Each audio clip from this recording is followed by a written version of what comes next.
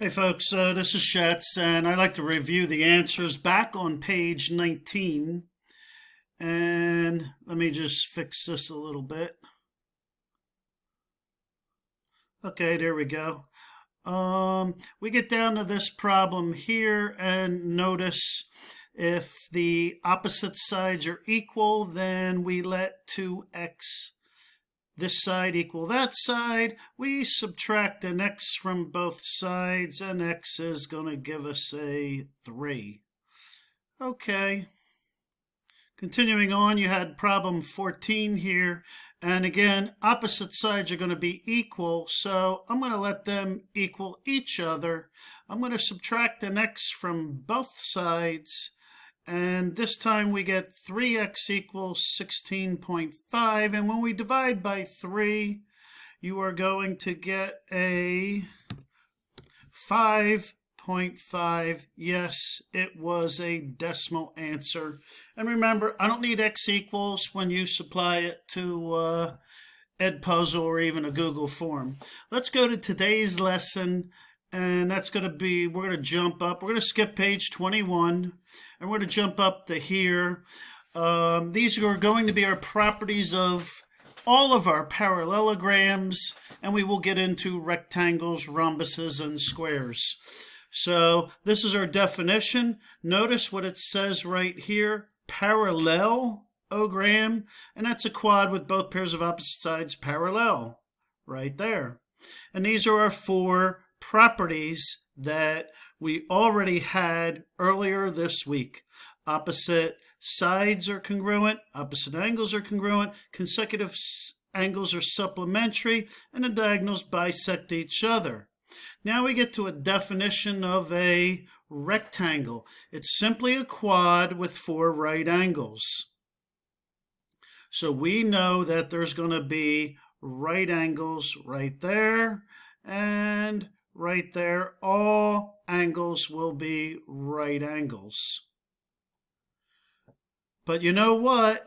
It has that's the definition, but it has one special properties where the diagonals are congruent. So if we take congruent diagonals and cut them in half, back up here, the diagonals bisect each other. Guess what? All four of these little pieces will be equal. And notice, this makes up an isosceles triangle. That there and also there. That these two sides are equal. Isosceles triangle. And not only are those isosceles triangle, but this, whoops, went a little too far there. These two triangles are isosceles. So we actually have four isosceles triangles. Don't forget that. When you get a rectangle, we have isosceles triangles because the diagonals are now equal, and when we cut them in half, all four pieces are going to be equal. We get down to a rhombus, and that's simply a quad with four congruent sides. So every one of these sides are going to be congruent. You might call it a diamond. All right, but guess what? It has two special properties. It has the diagonals are perpendicular. That means there's a box right there. 90, 90, 90, 90. And if the diagonals bisect each other, then this little piece equals that little piece. This major diagonal, I call it a major diagonal because it's a little bit longer than this diagonal. So this is the major diagonal. This here is the minor diagonal. These two little pieces are equal. These two bigger pieces are equal. And so that's property 2 there. The diagonals bisect each other. Property 1, well, we know in a parallelogram that this angle, opposite angles are congruent. And guess what that major diagonal does? It cuts the angle in half. So these two little angles are equal. These two little angles are equal. as well as the minor diagonal if opposite angles are congruent. And let me just draw that. If these opposite angles are congruent and we cut them in half, guess what? We're going to get all these four little angles congruent. So it has the same properties as a parallelogram plus 2 extra. The rectangle has all the properties of a parallelogram plus 1 extra. The diagonals are congruent. Go to a rhombus, it has all the properties of parallelogram plus these 2 special properties. Okay, try not to forget that. Now, you will, in a rhombus, you want to look for a right triangle. And there's actually 4 right triangles here.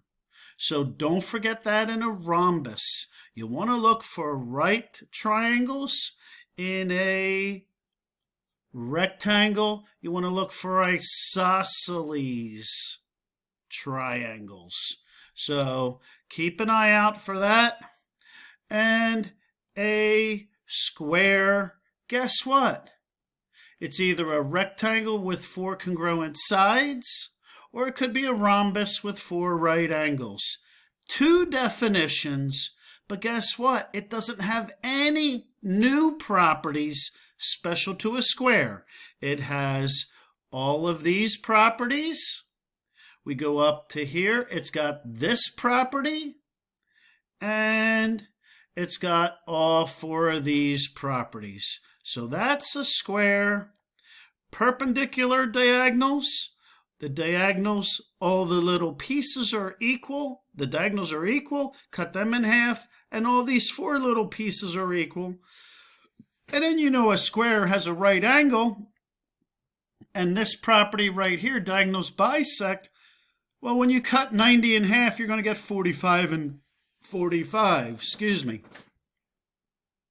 So there you go, folks. Just special properties. That's all we're doing. And take a look at this. This might help you out. Some of you might be very good at picturing this in your mind. So here's our parallelogram. These are the 4 properties. Here's my rectangle. Here's my 1 property. Here's my rhombus, and it has 2 properties. Sorry, I forgot to put that together. There you go. So the diagonals are perpendicular and the diagonals bisect opposite angles. And finally, a square. A square has all the properties above it. And that's why we get 2 breaks here. The rectangle has all these properties plus this one. The rhombus has all these properties of a parallelogram and these 2 extra. But notice, square has all the properties that are listed on this page. So try to picture this in your mind, and that's all we're going to do for today. Write down excuse me, write down these properties and know them. Try to know them by heart. Remember, rectangle special is you got lots of isosceles triangles. Over here for a rhombus, because of the perpendicular diagonals, you have a lot of right triangles. So there you go, folks. We'll be doing exercises in the following days. Hope you had a great weekend. Take care. Bye-bye.